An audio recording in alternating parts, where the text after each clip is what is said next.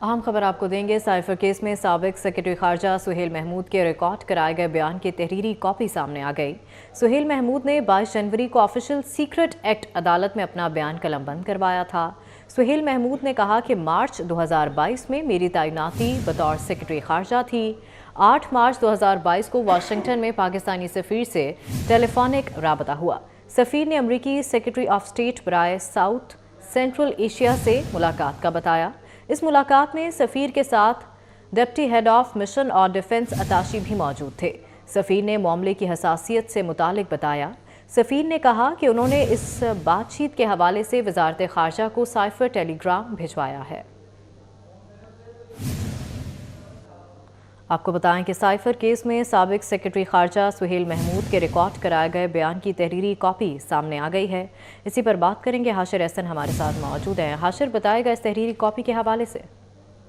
जी बिल्कुल, cipher case में साबिक सेक्रेटरी खारजा सुहेल महमूद की जानिब से जो अदालत के अंदर 22 जनवरी को बयान रिकॉर्ड करवाया गया था, साइफर केस के अंदर उसकी जो कापी है तहरीरी तौर पर वो सामने आ गई। इस मौका पर अदालत के अंदर जो अपना बयान रिकॉर्ड करवाया गया, इस मौका पर सुहेल महमूद की जानिब से उनका अपने बयान के अंदर कहना है कि मार्च 2022 में मेरी जो है वो तैनाती हुई थी बतौर सेक्रेटरी खारजा, जबकि 8 मार्च 2022 को वाशिंगटन में पाकिस्तानी सफीर से टेलीफोनिक जो है वो मेरा राब्ता हुआ और सफीर ने अमरीकी सेक्रेटरी ऑफ स्टेट साउथ और सेंट्रल एशिया से मुलाकात का जो है वो बताया। और इस मुलाकात में सफीर के साथ डिप्टी हेड ऑफ मिशन और इसके साथ साथ डिफेंस अताशी जो है वो भी इस मुलाकात के अंदर मौजूद थे और सफीर ने मामले की हसासियत के मतलब जो है वो मुझे आगाह किया। बाद सफीर जो है उसकी जानिब से मुझे कहा गया कि वजारत खारजा को साइफर एक टेलीग्राम जो है वो भिजवाया गया और इस मौका पर सुहेल महमूद ने बताया कि मैंने अपने दफ्तर जाकर जो है वो साइफर टेलीग्राम की कापी मसूल की और मैंने इस साइफर टेलीग्राम को कैटेगराइज किया कि ये सर्कुलेशन नहीं करना सिर्फ सेक्रेटरी खारजा के लिए है, क्योंकि जब भी कोई साइफर टेलीग्राम आता है तो उसके मुताबिक ग्रेड बनाए जाते हैं और जिसके बाद जो वो फैसला किया जाता है कि ये जो साइफर टेलीग्राम है इसको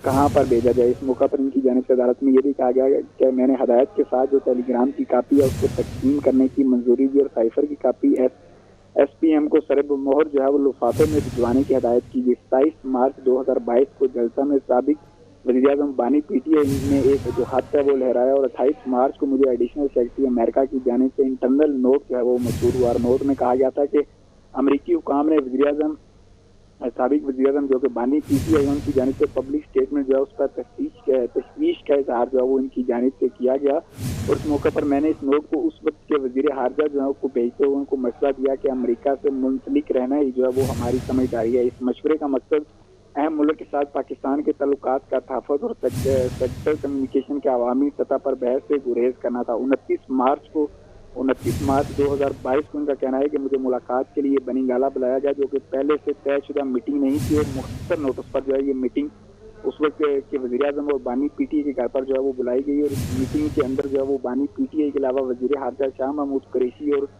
आज़म खान जो सेक्रेटरी थे बानी PTI के वो भी इस मौका पर मौजूद थे। और इस मौका पर उनका कहना है कि मुझे साइफर टेलीग्राम पढ़ने का कहा गया और साइफर पढ़ने के दौरान शुरा ने US assistant secretary of state और वाशिंगटन में पाकिस्तानी सफीर के दरमियान होने वाली बातचीत पर कमेंट जो है वो। ठीक है, बहुत शुक्रिया हाशिर, आप हमें तफसीलन आगाह कर रहे थे।